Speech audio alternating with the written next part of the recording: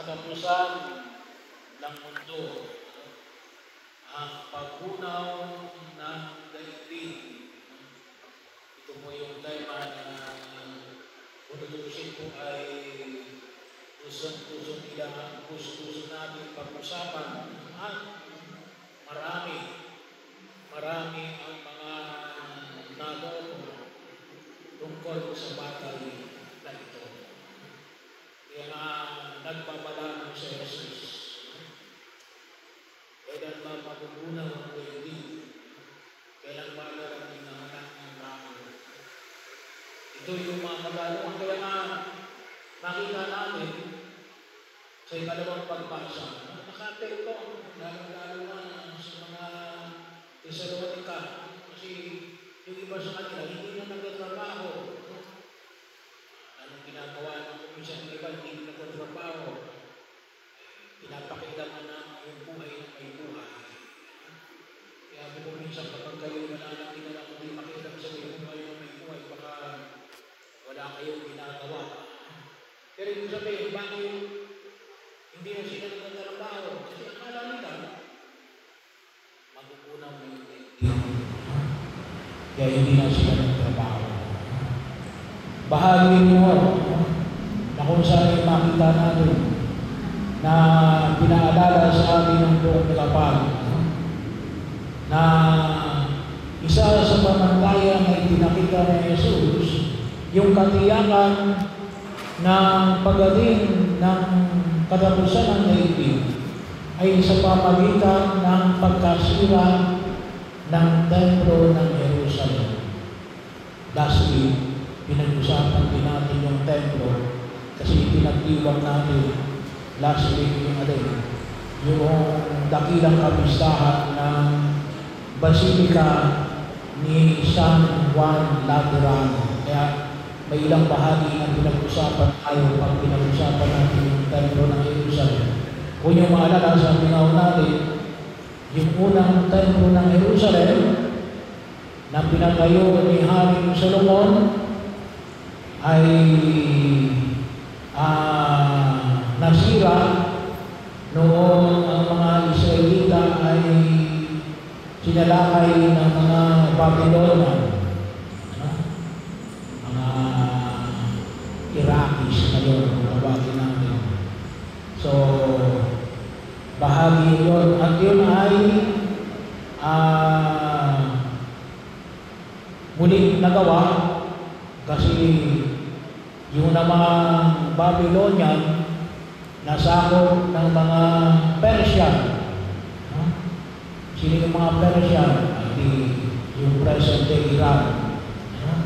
Dahil nasakop nila yung Babylonian na sumakop sa Israel, ang ginawa ng Persian, pinabalik nila yung mga Israelita na naka-exile sa Babylon. At sa panahon ni Haring Cyrus the Great ay na ipatayo yung ikalawang templo ng Jerusalem. At sabi nga natin, yun ay pinalaki ni King Herod the Great. At tulad ng pinamanik namin sa loob ng 46 na taon. So, pero yung sinabi ni Jesus namin, walang bato matitira sa kapwa bato, nasira ulit yung templo na ito. Nakakala ng mga Hudyo, hindi mangyayari yun kasi napakalakas ng kanilang identity bilang isang bayan. Hindi masisira yan. Kaya nga sa kanilang pero nangyari yun kailan?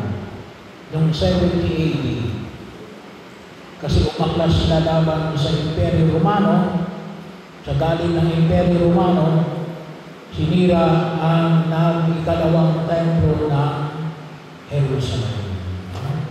Na hanggang ngayon ay hindi pa muling naitatayo. Bakit? Sabi ko nga, kasi kinalalagyan ngayon ng templo ng Jerusalem, ang nakatayo na ay mosque ng mga Muslim. Kaya masalimuot ang usapin sa Israel. Pero yun ang makita ko natin. Sigurado darating ang wakas. Ang tanong ay kailan? Anong sabi ni Jesus? Huwag kayong maniniwala sa mga taong nagsasabing darating na ang anak ng tao. Darating na si Jesus. Yung ikalawang pagdating ni Jesus, huwag kayong maniniwala. Bahagi yun, hindi karama-rama. Sabi na natin, walang nakakaalam dahil sa mga ibang mga ibang. Pero ano yung pagkakataon na kung saan yung makita natin? Tatlo yung maliwanag. Hindi natin alam kung kailan darating yung wakas ng panahon. Pero alam yung ipaanyayan na pinahayag na Jesus. Kailan man darating yung dapat at least maging tapat tayo hanggang wakas. Ano yung sigurado? Una, tatlo yung sigurado na pinahayag sa Ebanghelyo. Una, ano yun? Yung mayroong manghuhudas. Sabi, itatakwil ka. Itatakwil ng magulang, ang ina, ang ama. Itatakwil ng mga magulang ng mga anak. Itatakwil ng mga magkapatid, ang kanyang kapwa-kapatid. Mga kamag-anak, mga kaibigan. Mayroong manghuhudas. So, bahagi yun. Bagaman hindi ko lahat ng pangalang Judas ay Judas. Kasi meron na tayong santo na Judas. Siya yung Judas na hindi ng Judas. Saint Jude. Pero ibig sabihin, bahagi yun. At yun ay naranasan. Lalong-lalo na, yung mga taong nagkakwil, yung mga pangalawa, yung tinatawag natin mga persecution ng mga Kristiyano, yung mga pinag-uusip. Sabi ko nga, yung unang 300 taon natin. Pero lalo-lalo lang ng 300 taon. Pero hanggang ngayon, mayroong mga pinag-uusip sa iba't-ibang bahagi ng mundo dahil lamang sa amin, dahil ikaw ay Katoliko. Pero lalo-lalo na yung 300 taon. So, ano yung nakita natin ng kasiguraduhan?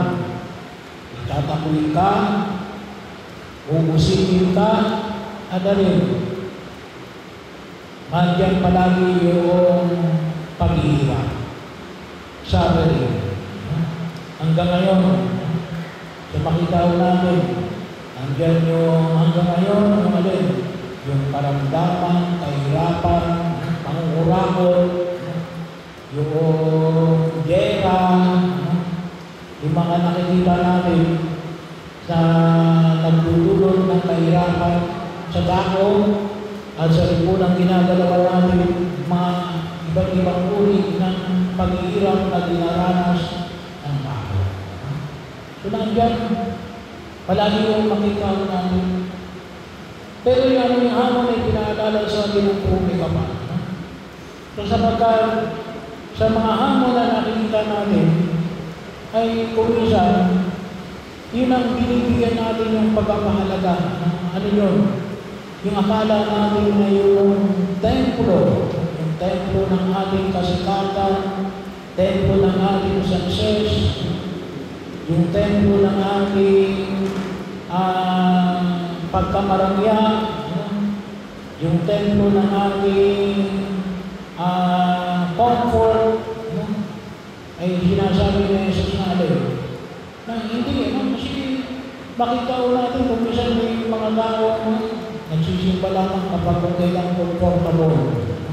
Ay hindi ho yan yung hamon ng buong may kapal.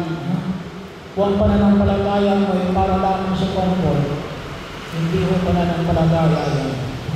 Kung ang pananampalataya mo lamang Kung ang ginagawa mong templo ay ang templo ng kayamanan, hindi ho yan yung turo ng ating Panginoon sa Kristo.